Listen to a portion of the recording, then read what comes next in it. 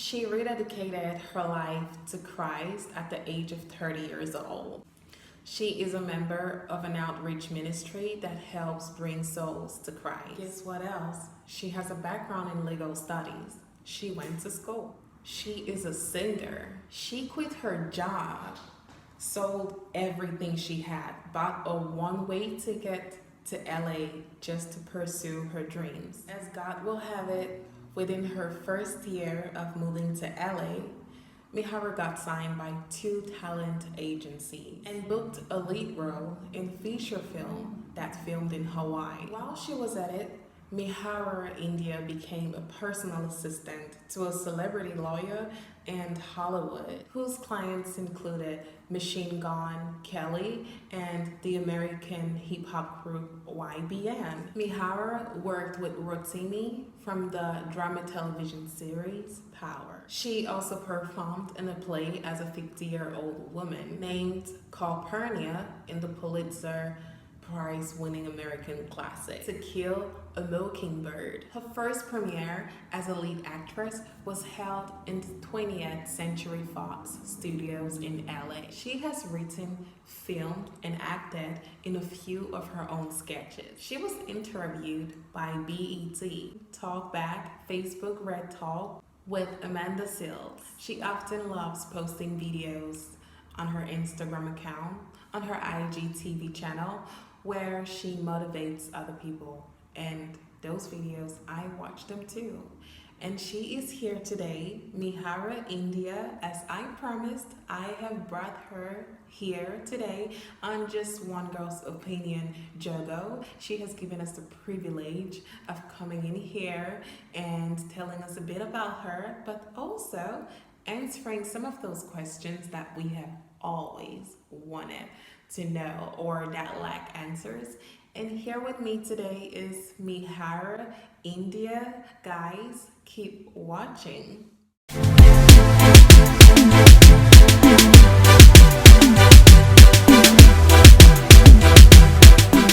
Mihara, how do you feel about being on JOGO, Just One Girl's Opinion today? Oh my goodness, I am so excited. Thank you so much for having me here. I'm so honored, and I'm just here to have a great time and share some opinions with you guys. All right, thank you so much for that. It's also a pleasure for me to have you here, and I mean, I'm also expecting to learn something myself. So this is not just for me, it's also for any viewer out there. And I really hope whatever she says today is going to be helpful for all of us. And we're going to get right into the questions. So Mihara, I understand that you had to take some risks towards seeing your dreams come true. I really want to know what motivated you and gave you that determination that you can use today to advise anyone out there who is also trying to pursue their dreams. Yeah, well, I always felt that there was a piece of me missing from life. And, I wasn't really sure what my true purpose was. And it was my obligation to discover what that piece was that was missing from my life. And so that absence actually propelled me to follow my dreams and pursue my goals. And what that absence was, my passion was for the arts, and that was the missing piece. I was missing being who I truly was, how I really felt, and so I went out and discovered that. Were you ever scared that all the risks you took were probably going to go into waste, or did anybody criticize your decisions at all? Yes, I had no idea what I was doing. I was only going on my faith and what I believed and I knew was true, even from just being a younger girl, a younger child, always wanting to just be in Hollywood and just, be on the TV and sing and live that dream.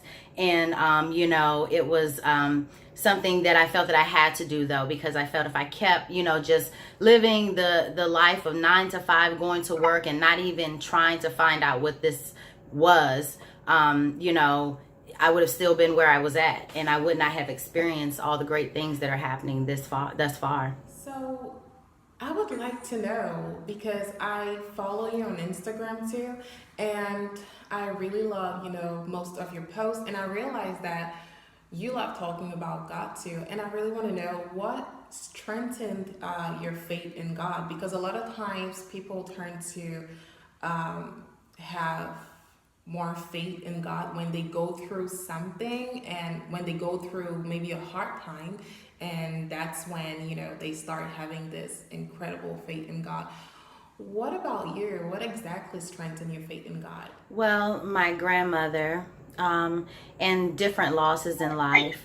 I grew up in an old country Baptist church. I grew up in South Carolina, a small town, and so pretty much church was my life, and my upbringing was rooted in Christ. And He has and always has been and will always be my foundation.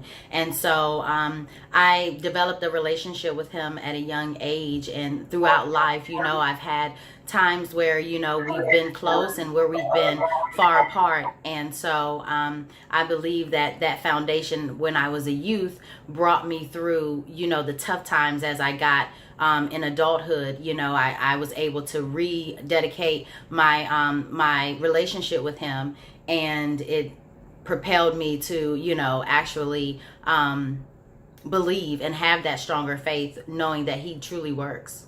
Yeah. So that means you have always believed in God way back from your childhood.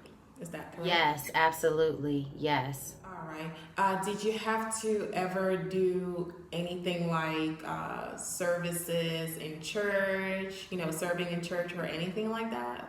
Yes, I was definitely an usher. I pretty much went to church every Sunday, every Wednesday, any kind of service they had, I was there. Faithful goer. And so, like I said, I developed a relationship with God at a younger age. However, throughout life and growing up, that relationship was tested. And so it was all about, what I truly wanted for my life as I entered into, different stages of my life. And, like I said, rededicated my life back to Christ. And since then, it's just been amazing. Wow, that is amazing. So, about what age were you, when you were serving in church as an usher or with the choir? About what age? 11, 12, 13, from like 10 until 16 years old. Yes. Wow, that is awesome. Actually, I want to just tell anybody who's watching now, you're not too young to start serving God or to start believing in God. I really like that. So another thing I would want to know, are you currently working on any project, music, movie that you would want, the public out there to know?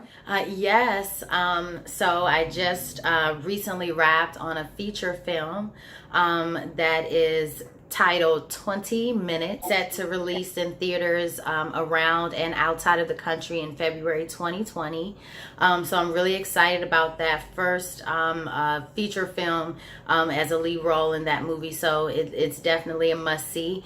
I'm also working on a few web series projects, as well as some new upcoming projects that are set to be released early in 2020, so I'm staying busy. I'll also be getting in the studio in 2020. Everything's happening in the year of complete and accurate vision is what I call it. So I'm really going to focus more on what it is that I truly want to pursue and say, and what I want to give to this world. And so I'll be working on a lot of things, so please stay tuned. We are staying tuned. So how did you feel when you had your first premiere as a lead actress in the movie? I think the premiere was held at the 20th Century Fox Studios. And how did you feel? I bet you had like a sense of accomplishment, but tell me, like, how exactly did you feel about it? Oh my goodness. It was surreal. It was really like, wow, is this happening? Because I had just wrote down my vision for the year of 2019, a few months into me moving to LA. And one of my goals was to be in a feature film movie as a lead role. So when I was actually, there on the studio lot of Fox, in the theater, sitting there watching myself, just so excited. And then we filmed in Hawaii, so it was super beautiful. We had so much fun, and the director even extended us a few extra days to just kind of enjoy the island, so that was a blessing too. But it was amazing, and I just can't wait to get more active in this industry, to be able to tell our stories, and my story and all of the young girls' stories, and just in general. So it was amazing. Well, I really pray you get more opportunities and all those things that you desire. I'm really looking forward to seeing you go further in everything you're doing. Now, talking about women, what are some things that you personally do that you believe can be of help to any woman out there who's trying to get a man, trying to get into a relationship? Yeah, that's a big question. Women want to know. Tune in. Yeah, it's funny because I speak to myself as I'm giving out my opinions, and that's what they are. These are not to go by absolute rules. One thing I mainly do is try to focus on God and what it is that He needs from me first. I know that in past relationships, I've kind of put the other people first, or always led with a spirit of trying to please. And so I've learned now to put God first, and to really see what it is that He wants and needs from me first, so that I can be able to pour into, as well as to determine what I need to give to somebody. So I think that's important. Secondly, I continue to work on and discover myself and who I am, and what it is that I truly want, and what it is that I truly need, and what God needs for me. And that ultimately is led to me becoming and attracting that partner that He set for me. We want certain things from people, and the question is, are we that on our, are we that person ourselves? So, that's a big thing for me, is to make sure that I'm who I'm looking for. And then third, this is one of the things that most women don't want to do, but be patient. It doesn't mean that if you're not involved with anyone now, it'll never happen. And if you are, and if things are bad, that things are just going to stay that way. That's not true. I'm learning to really be patient. I'm still learning this, because if you truly are waiting on God, He will come through and He will deliver. But you must wait with a pleasant and a perfect attitude. And then one thing is to don't seek, but be sought. That's another thing, is to wait with a perfect attitude, and know that you're that queen, and that you hold the substance, and that your king is coming to you, and he's going to find you. You don't have to go out and look for anyone. And so, yeah. Be patient. I think, like you said, this is one thing a lot of women need to understand. You need to be patient. And I really hope y'all get this advice. Mihara, what are your do's and not do's at the beginning of a relationship? Yeah, okay. I would say, first and foremost, do know what you want and who you are before you enter into anything. Because sometimes, we're always concerned about the outer. But why are you truly looking to be with someone? You need to know that, and you need to know who you are. So I would say that's something. I would say be yourself. Take your time. Really get to know someone. Don't rush. There's nothing to rush for. You want to be able to truly make sure that this person is compatible, with whatever your beliefs and, whatever you're looking for. Pay attention to the red flags the first time. We sometimes overlook them because we're so infatuated, or we're so desperate, or lonely, or, oh, this person makes me feel this way, so that just has to be a mistake. No, pay attention. It doesn't mean that run away immediately, but, just take heed and be very wise in your decisions and what others bring into your space as well. I would say make sure you're equally yoked and you have the same beliefs and faiths. You know, that always is a plus when you're able to connect with that person spiritually on a level that you both understand and can learn from one another. This is an important one, and I know this is sometimes hard, but this is just in relationships, period. You know, romantic, personal friendships. Do see others as God sees them. Like I said, I'm saying that to myself because it's like we're always looking at the negative. But let's look at the good things that, you know, a person possesses as opposed to always looking at what they lack. And then I would say, you know, lastly for dudes, do know your intentions, you know, and that goes back to the first thing of why know who you are. Give room for the other person to be themselves as well. These are all opinions. Don't settle, you know, regardless of what it looks like, what it feels like, what people say. Don't settle. And that goes back, I just remember that question. Yes, before I moved out here and before, you know, I entered into anything that I got into, there were a lot of people saying, no, you shouldn't, maybe you should do it this way, or maybe you should do it that way. No, you know what? I'm going to go with what God told me and how I felt. So don't settle for anything. You know, don't become physically involved too soon. I know. But, you know, save something for yourself, you know. Don't overthink anything, and don't think everyone is out to hurt you just because you've been hurt before. Everybody is not the same. I'm saying that to me. Everybody is not the same. Don't be too vulnerable or don't be too guarded in the beginning. You know, have balance. You know, ask God what it is that He does and does not want you to reveal, or want, you know, vice versa. You know, make sure you proceed with caution with everything you do, and you know, like I said, just have balance with everything. Don't forget to have fun. Don't judge anyone, and then lastly, do not give up. No matter what it seems like, what it feels like, somebody is out there for you. You're like absolutely right in, you know, everything you've said.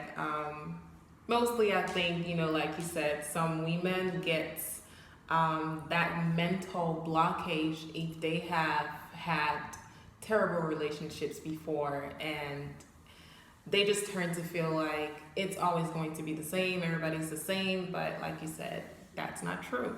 Thank you so much for everything you've said. I really hope this helps anyone who watches this video. It's actually going to help me because I learned something. And one of the things I'm picking from this whole from this meetup is you write your visions before the year starts. And I think that's really important. And I don't think a lot of people practice that because you don't want to start the year and just let time, you know, take you along. You have to have goals, and that's really one of the most important things that I'm picking up from this video. And thank you so much for sharing that with us. And thank you so much for this privilege. I'm really hoping to have you on Just One Girl's Opinion again. Yes, absolutely. No, thank you again for this. I'm so honored to be on Just One Girl's Opinion myself, and I hope that I've helped someone out there, and I've learned as well. And yes, definitely write your vision and make it plain. No vision is too big, too small. If you feel it, if you can see it, it can happen. Right, so right. Thank you so much, Mihara, for today. I wish you all the best in everything you have planned, even before this year ends. And I wish you in advance an awesome 2020. Like I said, I really hope to have you again on Just One Girl's Opinion. I really appreciate the privilege. And thank you so much, guys, for watching. I'm going to be posting Mihara's social media platforms below. You can follow her on Instagram. I know it's Mihara India. So all of the links are going to be posted below, and y'all just go ahead and follow her and see everything she's up to, and I promise you're not going to regret it. Thank me later. Thank you. God bless you in all your endeavors as well in this ending year and new year. Thank you so much. All right, and this comes to the end of this show, this meetup today. Thank you guys, and keep watching JOGO. Bye.